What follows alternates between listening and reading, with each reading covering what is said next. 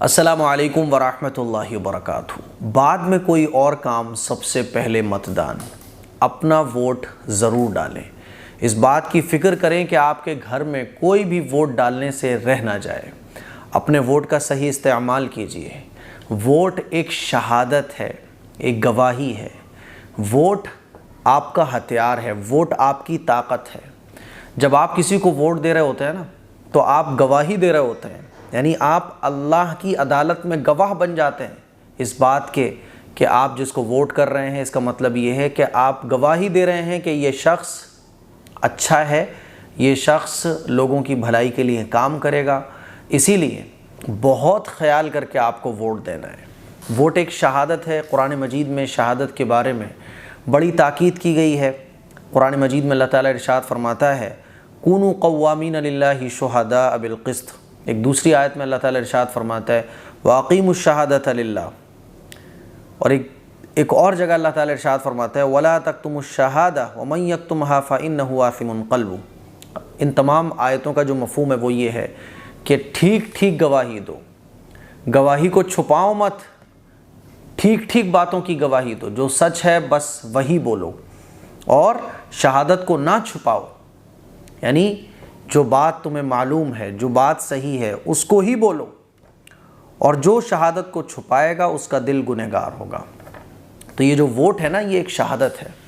اسی لیے میرے عزیز بھائیوں، میری بہنوں، اس وقت کا جو الیکشن ہے وہ بہت اہم ہے، بہت اہم ہے۔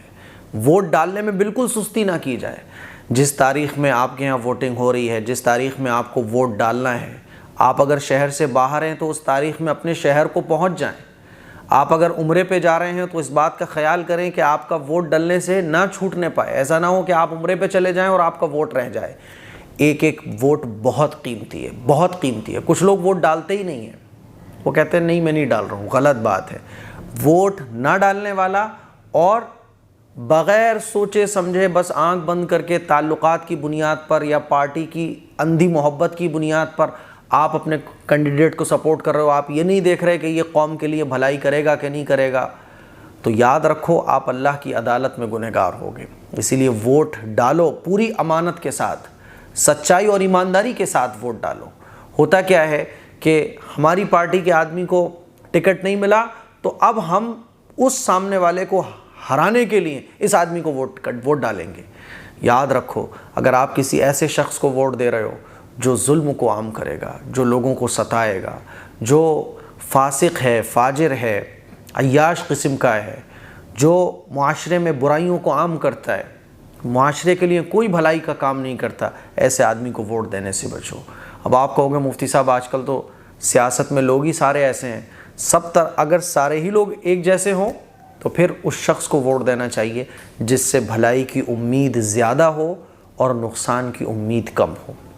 جیسے کہ آج کل ہے، اوپر سے نیچے تک سب ایک سے نظر آتے ہیں، تو پھر اپنا ووٹ اس شخص کو دیں آپ جس سے بھلائی کی امید زیادہ ہو اور نقصان کے چانسز اس سے بہت کم ہو۔ اسی لیے اپنا ووٹ بگاڑیے نہیں، اپنے ووٹ کا صحیح استعمال کیجیے، اور فکر کیجیے کہ آپ کا ووٹ ڈلنے سے رہ نہ جائے۔ گھر میں کوئی بھی جن کا ووٹ ہے ان کا ووٹ پڑنا چاہیے۔ اب ووٹ ڈالنے جب جاتے ہیں تو ایک سیاہی لگ جاتی ہے فنگر پر، تو لوگ پریشان ہوتے ہیں کہ اس سے وضو ہوگا کہ نہیں ہوگا۔ وضو آپ کا ہو جائے گا اور آپ کی نماز بھی ہو جائے گی، تو اسی لیے ٹینشن لینے کی ضرورت نہیں ہے۔ باقی اگر آپ اس کو چاہیں تو چھٹا بھی سکتے ہیں۔ ووٹ جعلی مت ڈالیے۔ ایک ووٹ ڈالنے کے بعد جعلی ووٹ ڈالنا یہ ناجائز اور حرام ہے شریعت کے اعتبار سے، یہ گناہ کبیرہ ہے۔ اسی طرح سے پیسے لے کر ووٹنگ کروانا یا پیسے لے کر اپنا ووٹ کو بیچ دینا، سیل کر دینا، یہ بھی ناجائز اور حرام اور گناہ ہے۔ بہرحال اس مرتبہ کا جو الیکشن ہے یہ بہت اہم ہے، بہت اہم ہے۔